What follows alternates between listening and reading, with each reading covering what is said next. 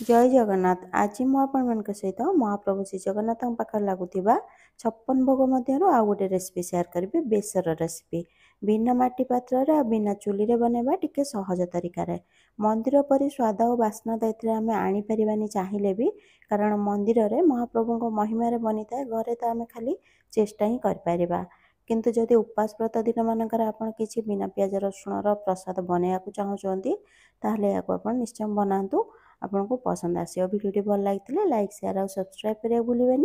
Facebook page रे देखुले follow करने को अनुरोध रहा। नमस्कार मु अपू बुद्धपुड़िया चैनल आप समस्त को बहुत बहुत स्वागत। चलतु स्टार्ट करवा आज रेसिपीटी। प्रथम किसी परिवा को भल भाव धोई नेबा आ काटी नेबा।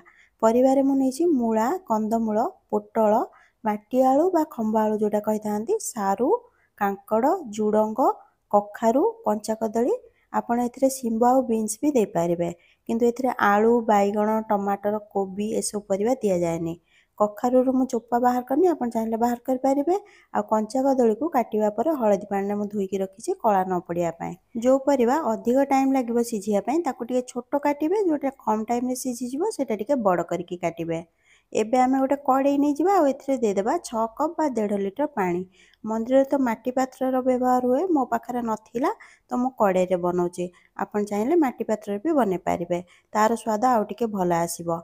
एबे एथिरे देबा भिजा हेतिबा कला चना आधा कप 1/4 कप बा 2-3 मुठा कला चना को मु 4-5 घंटा भिजे देतिली फुलिकी आधा कप पाखापाखि हो आपन चाहिए टी कम बेसी करके भी नहीं पारे। यह सहित कंदमूल गोटे छोट गिनार गोटे गिना देदेबा ओजन देखिले 100 ग्राम पाखापाखि हेबो।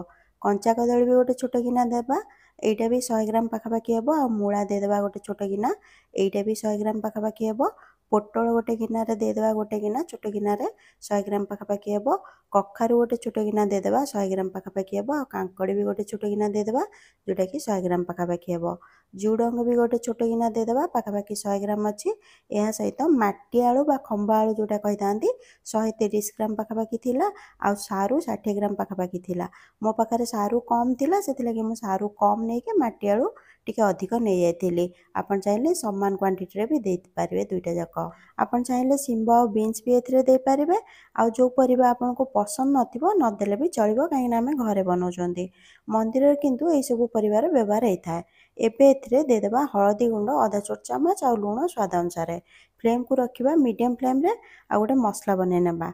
ग्राइंडिंग जार रे देबा सोरिष 2 छोट चामच जीरा गोटे छोट चामच गोलमरच देदेबा आधा छोट चामच रो टिके अधिक अच्छी आपन निज हिसाब रे कम बेसी दे पारिबे। आ आधा इंच रो खंडे अदा अच्छी अल्प टिके पानी देकी दरदरा करके ग्राइंड करबा पूरा फाइन पेस्ट दरकार नाही।